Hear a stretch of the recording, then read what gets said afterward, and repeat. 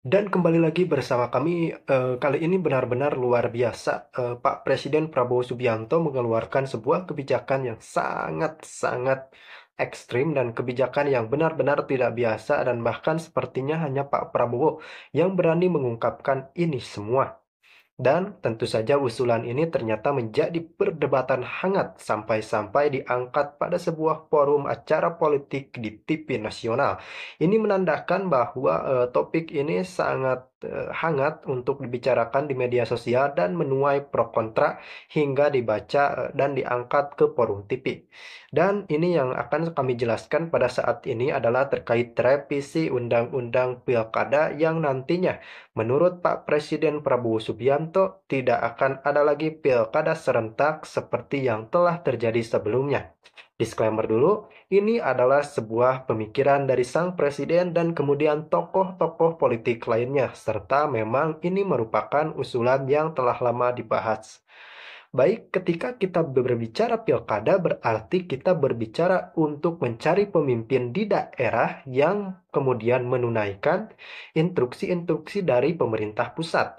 Kemudian, ketika kita berbicara pusat dan daerah, tentunya kita berbicara keselarasan dan keharmonisasian dalam bekerja dan melaksanakan agenda-agenda kerja yang telah ditetapkan. Namun, kita ini selalu berpendapat bahwa ada beberapa pihak yang ingin berjalan sendiri. Nah, ini yang menjadi persoalan. Jadi nantinya, jika ditunjuk oleh DPD atau DPR, harapannya bisa semakin selaras dengan pemerintah pusat. Jadi gubernur ini, kemudian kepala-kepala daerah, tidak lagi memikirkan suara dan elektabilitasnya, namun memikirkan bagaimana program dari pemerintah bisa terrealisasi. Tentunya ini adalah sebuah saran menarik, karena menurut hemat saya adalah kita menganggarkan berapa puluh triliun untuk pengadaan pilkada dan isi dari pilkada ini adalah orang berantem. Kita seolah memfasilitasi orang-orang yang kemudian bertengkar untuk memperebutkan jabatan. Kita sudah tahu lah bagaimana berjalannya pilkada ini. Yang menang aja rusuh, bagaimana yang kalah. Dan yang kalah tidak terima, dan yang menang sibuk merayakan. Begitu kan realitanya seperti ini. Jadi memang kata Pak Presiden pun kita tidak usah gengsi untuk mengkoreksi sistem yang telah lama kita anut. Karena memang bagaimanapun ini memerlukan sebuah evaluasi bertaraf tinggi. Kita harus bisa melaksanakan itu semua. Langsung kita simak. Lebih efisien gitu loh kalau pemilihannya itu dibalikkan ke DPRD aja. Iya, Bapak gimana? Iya, Pak. saya sependapat tentunya. Ya, apa nama itu kita melihat sendiri lah bagaimana besarnya biaya untuk eh, apa pelaksanaan pilkada. Belum lagi ada beberapa daerah-daerah gitu ya dari kekerasan ya. Dari dulu saya sudah mengatakan pilkadanya asimetris.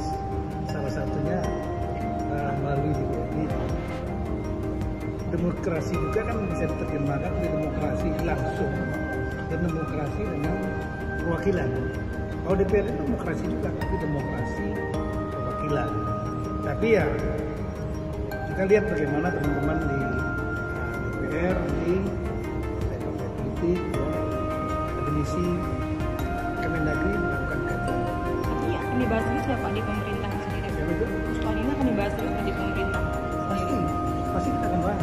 Kan salah satunya juga sudah ada di prolegnas. Menurut saya kita harus perbaiki sistem kita dan kita tidak boleh malu untuk mengakui bahwa kemungkinan sistem ini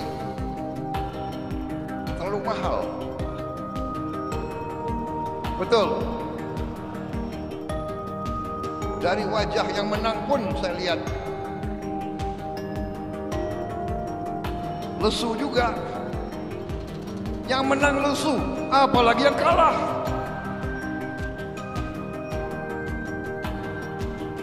Kita harus berani mengoreksi diri.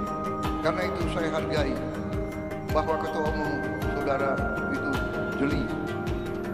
Saya katakan beliau ini cerdas.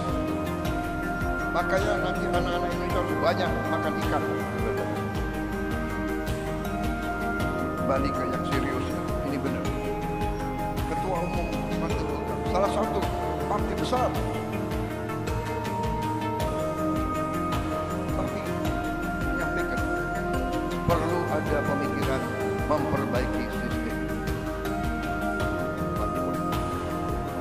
Apalagi ada bantuan kawan-kawan dari PDIP, kawan-kawan partai lain. Mari kita berpikir, mari kita tanya, apa sistem ini berapa puluh triliun habis dalam 1-2 hari dari negara maupun dari tokoh-tokoh politik masing-masing.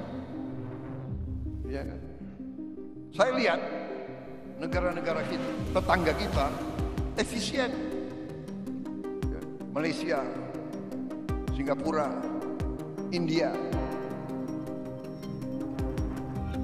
Sekali milih anggota DPRD, sekali milih, ya sudah.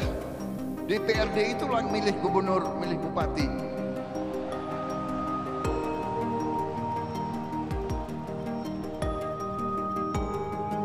Efisien, nggak keluar duit. Kayak kita kaya, benar nggak? Uang yang bisa beri makan anak-anak kita, uang yang bisa perbaiki sekolah, uang yang bisa perbaiki irigasi, uang yang bisa